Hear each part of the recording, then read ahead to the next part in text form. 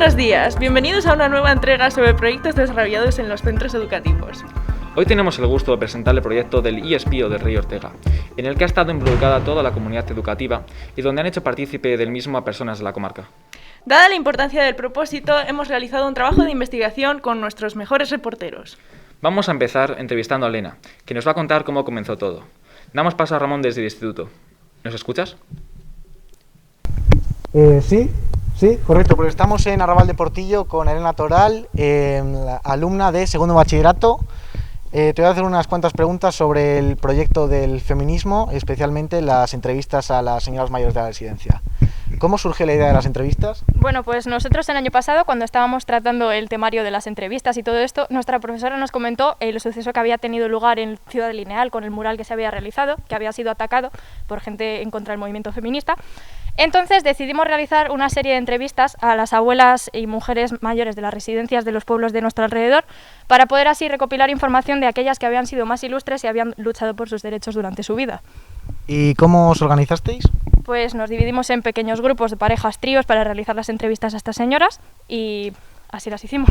¿Os entorpeció el tema COVID en algún aspecto? Bueno, tuvimos que hacer las entrevistas telemáticamente a través de una videollamada, con las mascarillas puestas, nuestros distanciados y tal. Y sí que es verdad que no es lo mismo que hacerlo presencialmente con las mujeres. ¿Y qué se hizo con la información recopilada con las entrevistas?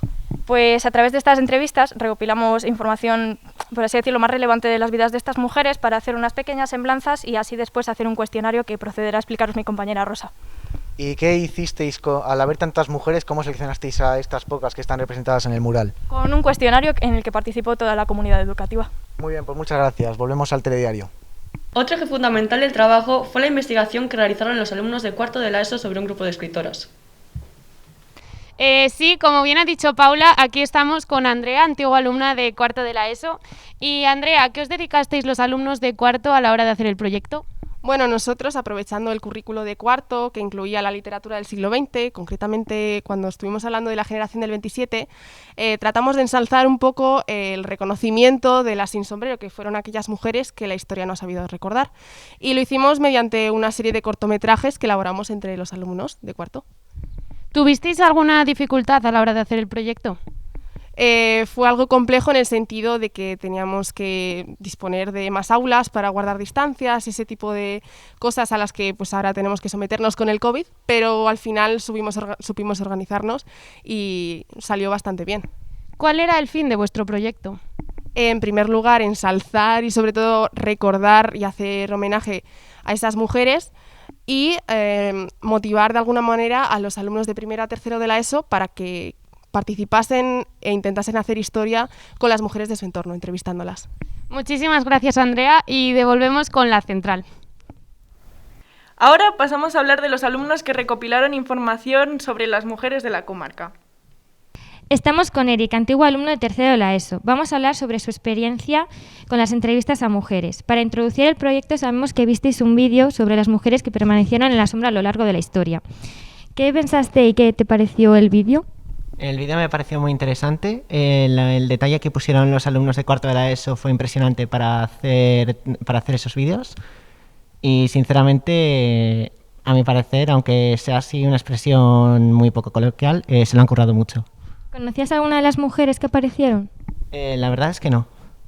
¿Y qué hicisteis en clase después de verlo? Estuvimos hablando, se nos encomendó la tarea de que teníamos que hacer una entrevista a alguien de nuestra familia. Y de ahí tendríamos que hacer una redacción para después dársela a los profesores y que de ahí eligieran a 40 mujeres. ¿Y a quién entrevistaste? Yo entrevisté a mi madre.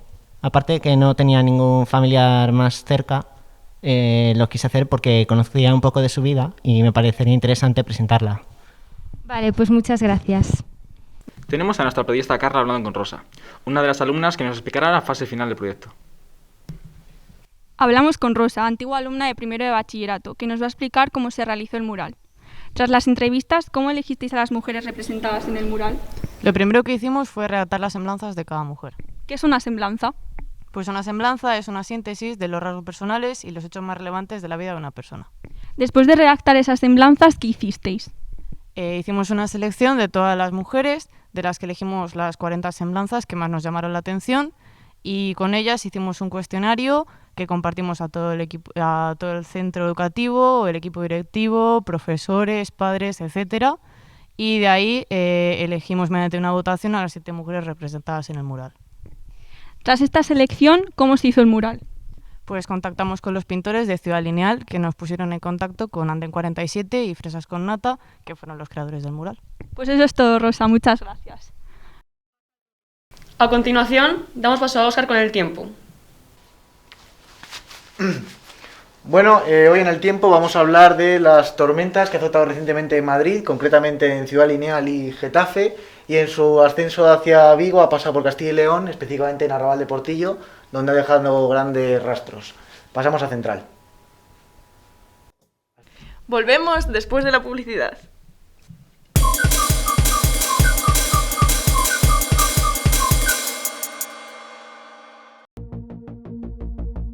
¡Tronco! ¡Nos han pillado! ¡Huyamos! ¡Alto ahí, vándalos! Con el nuevo Anti-Vandal Spray acabarás con la gravedad del asunto.